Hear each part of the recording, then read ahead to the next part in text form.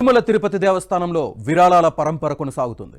TTD నిర్వహిస్తున్న ట్రస్టులకు గత 10 రోజుల వ్యవధిలో 32 కోట్ల విరాళాలు అందాయి. ఇందులో అత్యధికంగా శ్రీవాణి ట్రస్ట్ ద్వారా అందగా అన్నప్రసాదం ట్రస్టుకి అదే తరహాలో విరాళాలు అందాయి. అలాగే బాలాజీ ఆరోగ్య వరప్రసాదిని పథకానికి ఎక్కువగా విరాళాలు అందాయి. ఇందులో ₹1 కోటి పైగా విరాళాలు అందించిన భక్తులు ఎక్కువగా ఉండడం విశేషం.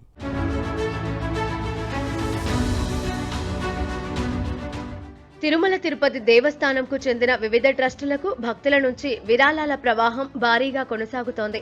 గడిచిన 10 రోజుల్లో పలువురు భక్తులు ₹1 కోటి పైగా ఇవ్వడంతో 32 కోట్లకు పైగా విరాళాలు అందాయి. భక్తుల విశ్వాసానికి, ఆధ్యాత్మికతకు నిదర్శనంగా ఈ విరాళాలు భారీగా పెరుగుతున్నాయి.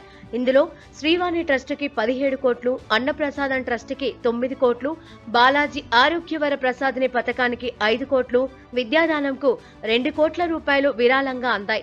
ఇలా టీటీడీ నిర్వహిస్తున్న ట్రస్టులకు శ్రీవారి భక్తులు భారీగా విరాళాలు అందించారు. మరోవైపు ట్రస్టులకు విరాళాలు ఇచ్చే భక్తులకు స్వామివారి దర్శన సౌకర్యాన్ని కూడా కల్పిస్తోంది టీటీడీ. అందులో ప్రధానంగా శ్రీవాణి ట్రస్టుకి ₹10,000 విరాళంగా అందిస్తే వారికి వీఐపీ ప్రోటోకాల్ దర్శన భాగ్యం కల్పిస్తోంది టీటీడీ.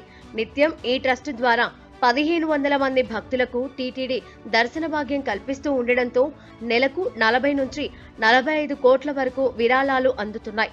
అలాగే అన్నప్రసాద ట్రస్ట్, బాలాజీ ఆరోగ్య వరప్రసాదిని, విద్యాదానం, వేద పరిరక్షణ వంటి ట్రస్టులకు భక్తులు భారీగా విరాళాలు అందిస్తున్నారు.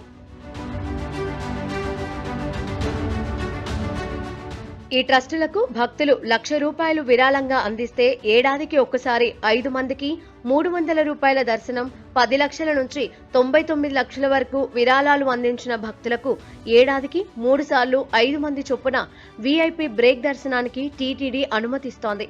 మరోవైపు ₹1 కోటి పైగా విరాళాలు అందించిన భక్తులకు ఏడాదికి ఒక్కసారి 5 మందిని సుప్రభాతం సేవకు, మరో 2 సార్లు ప్రోటోకాల్ బ్రేక్ దర్శనానికి అనుమతిస్తోంది టీటీడీ. దీంతో టీటీడీలో ఉన్న వివిధ ట్రస్టులకు భక్తులు విరాళాలు అందిస్తూ దర్శన సౌలభ్యం పొందుతున్నారు.